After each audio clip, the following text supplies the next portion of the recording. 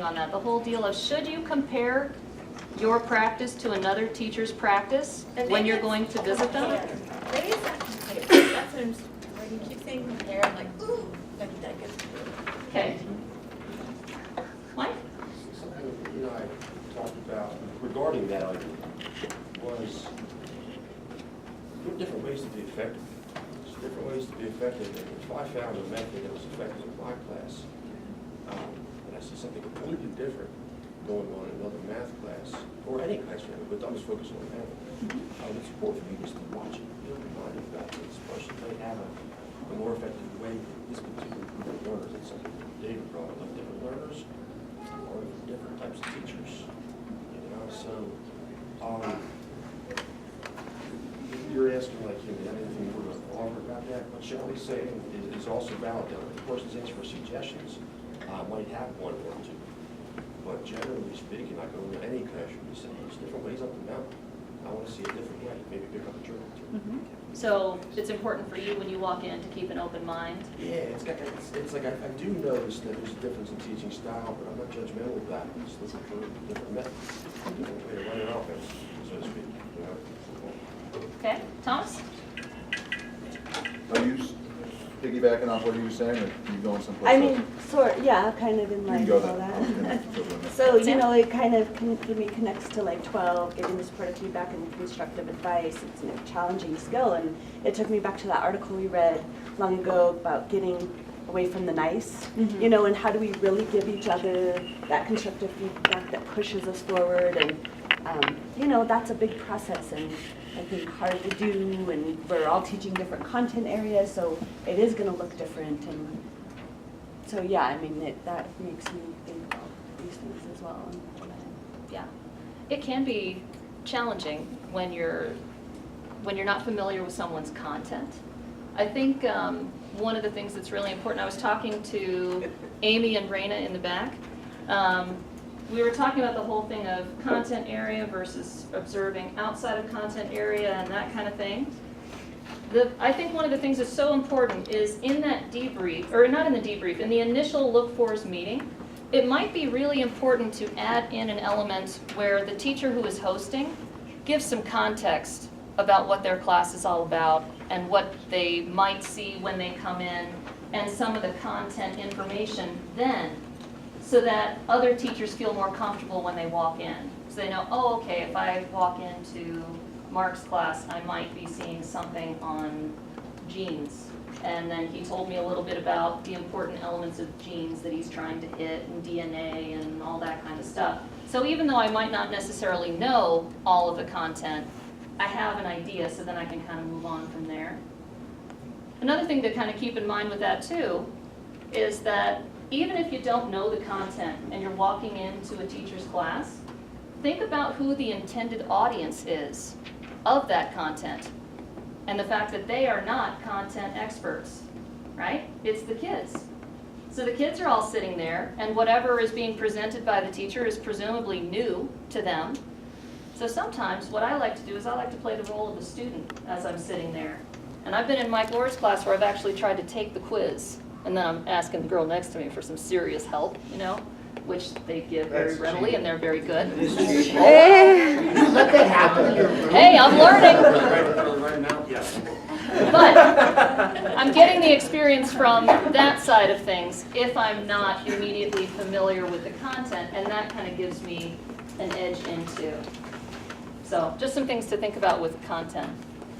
And Thomas, you had another comment that you were That's going what to I was saying, is I felt that with number 4 is familiarize yourself with the course.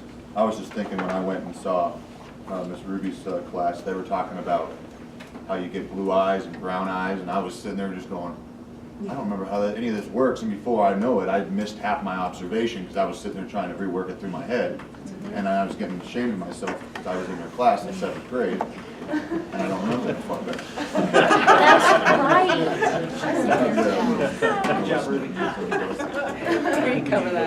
And one more, Shannon, you had your hand raised earlier. Was there something that you wanted to elevate?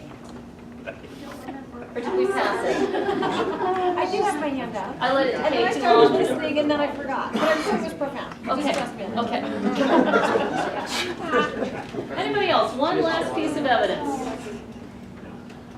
We also talked about you're not intervening in the teaching. It's hard sometimes. Well, I mean, just walking around, you want to help kids and get involved, I guess, and that's what Mike is like. I want my observer to be more involved, right, than just sitting outside writing everything down. Get in, familiarize yourself with what's going on, and then observe. I mean, you can do both at the same time, I guess. Well, and I could see the benefits of that if then the protocol or the conversation, and there's plenty of time to debrief, so that, let's say I was in Mike's class and I was doing the same thing, like you guys were saying, you know. Well, from my view as a student then, I captured some of my questions, and here's, you know what I mean? It could elevate our professional work if we then sometimes have that focus. But there are times when, you know, as an experienced teacher, I don't know, we talked about like classroom management really isn't a conversation that I think I probably need to have. Now, you know, choice words in the classroom would probably be one. I'm a little bit better lately. I am, really. The quarter swear jar is empty currently in my classroom. I think it's because I figured out the whole alarm system. And the light flashes, so now I don't swear. Alarm goes off. But in terms of management, I don't want that to be my focus. I don't think that that's appropriate. But content, we've talked about how sometimes maybe it should be content related, and we should cluster as content if that's what I want and that's what I need. But I think too, just meeting the needs of our kids might even be a whole nother cluster. Like, how do you meet the needs of your kids? And that's why I think that we need to have some differentiation with the way that we group. But then the protocol is really critical to it so that it's not personal. Keep it professional. Keep it professional. So you think the protocol is helpful for structuring the group discussions? Absolutely, but it was our department that provided it, you know, as a springboard, because it was brought to us, what, 5 years ago, 6? This is separate, but it relates to the protocol. It's not what I was going to say I'm sure it's before. brilliant though. But that list we had in the beginning, the 7 rules or whatever, I noticed our group were better at it in the beginning, and our meetings were quicker. You know, we were more efficient with our time. You know, I mean, we didn't mind chatting it up with the last observations, but I think the protocols were good as far as efficiency and dialogue that was really focused on our instruction. So I love the protocol, even though it is awkward, and I want to talk about other things. I think it's effective. It helps you to keep the meeting on track, so you're valuing people's time. Yes. Okay. So I'm gonna talk. All right, folks, so we're going to move on to our last appointment time. This is going to be 9 o'clock. Let's preview it first, though. Let's preview. Let's look. All right, 9 o'clock on here.